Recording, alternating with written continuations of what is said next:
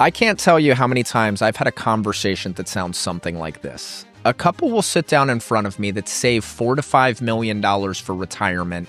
Their investments are doing really well. Their balance is growing. They have no debt.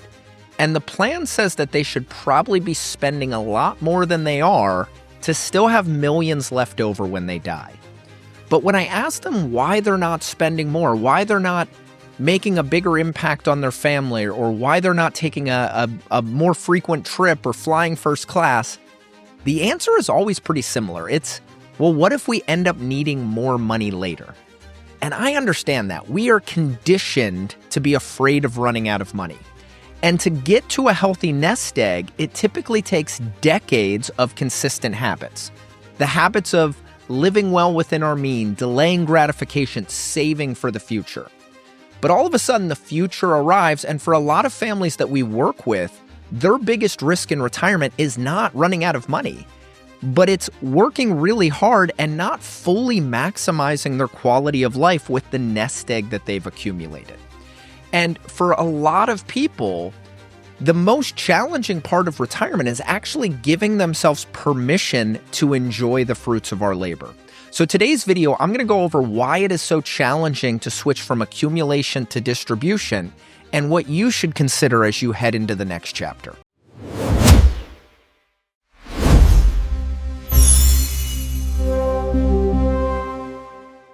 In today's video, we're going to cover three things. First, I'm going to go over why the switch from saving to spending is so uncomfortable for so many people, even when the plan and numbers say that they're going to be just fine.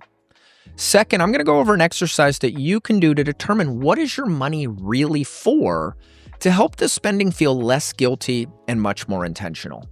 And finally, I'm going to share the exact structure you can put in place to maximize the quality of your life and make sure that when you're spending, it doesn't feel reckless. I'm Brennan Decima, owner of Decima Wealth Consulting and certified financial planner, and I've spent the last 2 decades helping thousands of families navigate their retirement. And one constant has stayed the same. Even those most financially prepared for retirement, emotions and mental blocks can still hinder their quality of life. And I've written about this extensively in my most recent book, The Summit and Beyond, Your Guide to the Retirement You Deserve. A few years ago, I was on a climbing expedition in the Himalayan mountains in Nepal. And I spent months and months and months training for this, both physically and mentally, to get prepared for this climb. And in Nepal, I'm over there for weeks climbing to higher and higher altitudes until finally the summit push arrived. And we left our camp a little bit before midnight. We climbed all through the night in the pitch black. And then finally, 14 hours later, we're standing at the top of the world on the summit. And it's just this overwhelming rush of feelings that flood me. And I've got tears pouring down my face. I'm feeling joy and relief and pride and accomplishment. But then I'm also feeling sadness and loss and, well, it's over. Now what? What next? And as I'm trying to process all these emotions and still soak in the wonderful views, my Sherpa taps me and says, "Brennan, take a picture. We're at altitude. We got to get back down." And in that moment, 3 things really struck me during that Sherpa reality check. The first is we do want to take time to celebrate the accomplishment and celebrate the summit, right? That is important. Number 2, in the grand scheme of all of these months, the summit actually was only a few minutes. It was a very minuscule amount of the overall experience. So it's critical to not look at that as the sole source of joy. The joy comes from all of the moments along the journey. And third, I had this moment of, oh crap, we've got to get back down. The job is not done. The journey is not over. We still need to get back down to camp. Retirement day works very similar for many people. And psychologists refer to this concept as the arrival fallacy. And the arrival fallacy is the false belief that reaching a goal is going to bring us sustained happiness for a very long period of time afterwards. And for a lot of people, that's just not the case. And that's not a flaw or anything wrong with them. That's just how goals work. And if you think about it, when we're planning for retirement, all of our decisions are focused on achieving this milestone, saving enough, reaching our date, having enough in the balance. But then when we finally hit that goal, we realize that all of the structure and connection from our daily life has a dramatic change. And I think a lot of people are surprised in their first couple of months of retirement that this flood of multiple different emotion hits them, feelings of joy and pride and accomplishment, but also that feeling of, well, now what? What's next? So the first step of thriving in retirement is to be aware that this shift is normal and giving yourself permission to know that it's okay to have a wide range of emotion. And happiness does not necessarily come from retirement itself. It doesn't come from hitting the summit. Happiness comes from now having the freedom to design the path forward ahead of you. And that really raises the question of, what do you want your path to look like now that you are no longer working? So why is it so challenging to go from a saving mentality to a spending mentality? There's a few different reasons that I commonly see, but the first one is, like any habit that we want to break, it takes a lot of effort and intention, and psychologically there's a lot of friction when we break habits. So society and our family and our friends teaches us from a very early age that to be successful in life, we need to live within our means, we need to save for the future, we need to delay gratification, and we need to work really hard for as long as possible. And for those that stick to that plan, they see the benefits of it. They do become very successful. But now when it's time to spend, it's very difficult to say, well, let's go from living within our means to spending what we have. So we need to be really intentional about that. The second thing that I see is the impact of the market on the confidence to spend.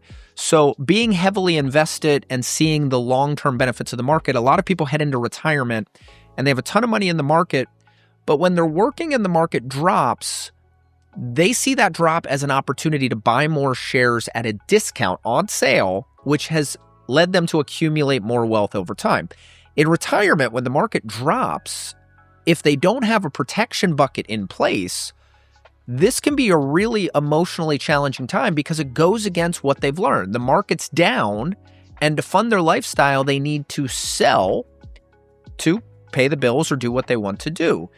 And for some people, they just avoid doing that. They reduce their quality of life because they're so focused on not tapping into the market or not growing as much for the future. So we need to really make sure we have assigned goals to our assets of what money is for income and what money is for growth and the future. And finally, whenever we're setting goals, it's helpful to have progress check-ins and benchmarks to make sure we're on track. And what I've seen time and time again is a lot of people associate a successful retirement with hitting a certain balance. And along the way, as their balance grows, they get more and more confident.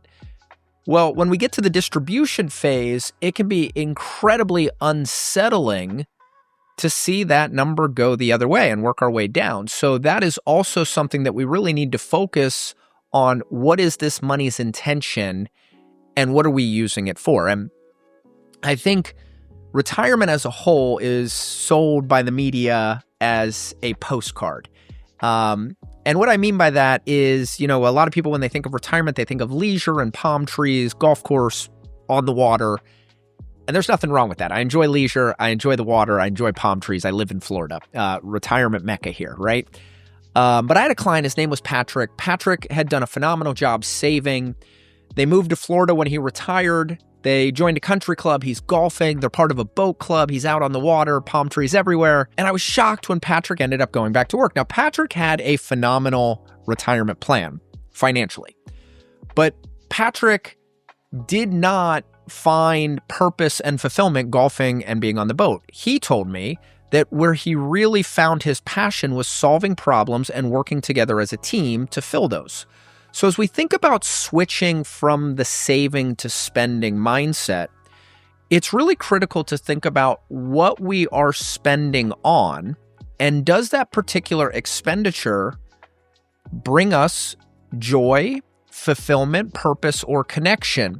And if it's bringing energy and we're creating this, not necessarily stepping into postcard, but looking at our resources as a way to design life, then it becomes a lot easier to spend. So I encourage people to think about, what does a normal Tuesday look like when they're not working? When you wake up, who are you going to spend your day with? Where are you going to spend it? What activities are you going to do in the morning that allow you to use your skills and find purpose?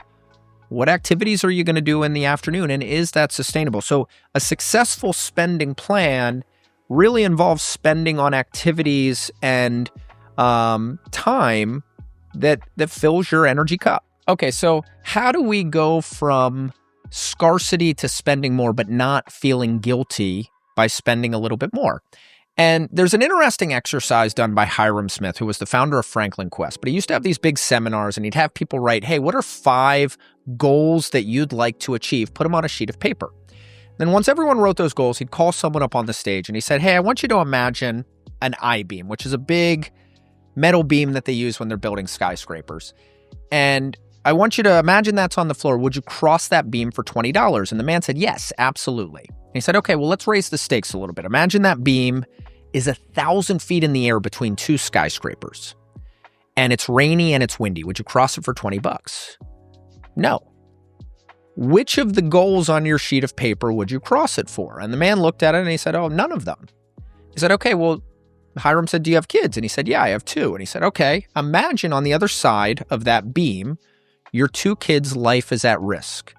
There is someone threatening them and their life is in mortal danger. Would you cross the I-beam then?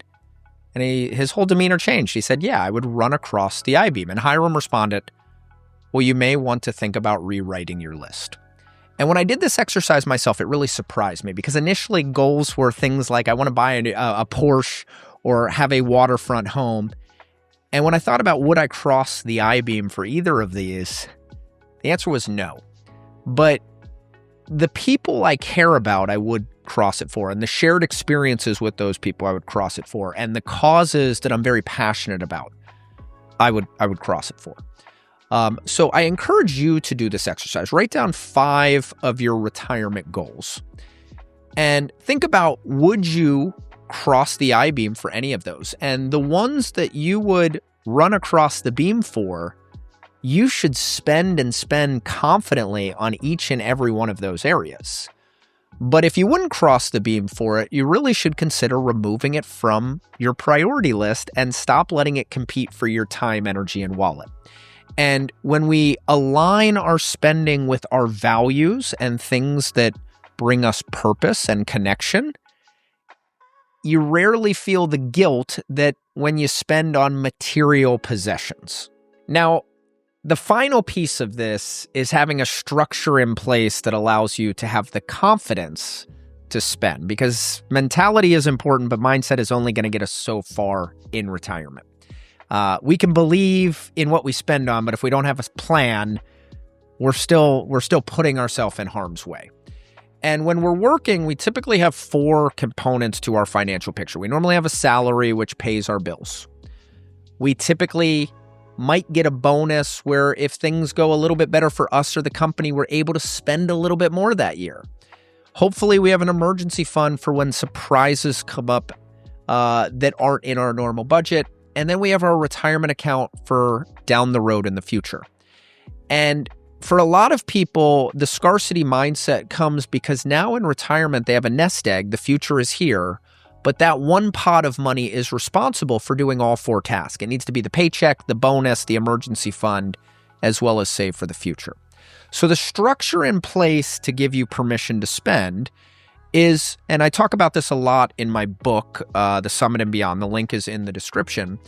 But we really want to align the goals of our money and assign a certain amount of assets to it. And what I mean by that is, first and foremost, we want to make sure our emergency fund is intact. Money that is not at risk, that is fully flexible. Because whether you are retired or working, things like your HVAC or your car do not care. When you need a major maintenance or repair, you need to have money set aside for when those surprises inevitably come up. The second thing we want to focus on is creating protection either for our bills and our income, or our balance and our peace of mind. And that way the market is not determining what we can spend money on or if we can keep the lights on or go out to dinner.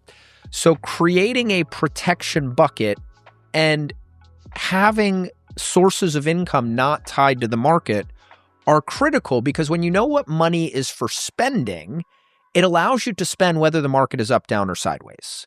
And then finally, once we've solved for the emergency fund and the protection bucket, what's left can be at risk. And that becomes both our bonus. When the market does well, we can spend a little bit more than normal, but it's also growing for the future.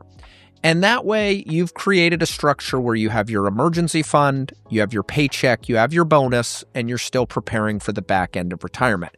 And once you have that structure, it now gives you the plan on how to spend. If you found this video helpful, I encourage you to go check out my book, The Summit and Beyond, where I put together a blueprint for your retirement success and how to deal with some of the emotional challenges of transitioning from the workforce into the next chapter. The link is in the description. And if you need a partner to help you build and customize your own retirement vision and design a plan for you, I help a few select families coordinate their taxes, their cash flow, their investment, and their legacy goals. I encourage you to schedule an appointment. The link to my website is below. I'm Brennan Decima. The next video is on the 5 keys to turning a nest egg into a retirement income plan. That should be in the video below. And I look forward to seeing you again next week.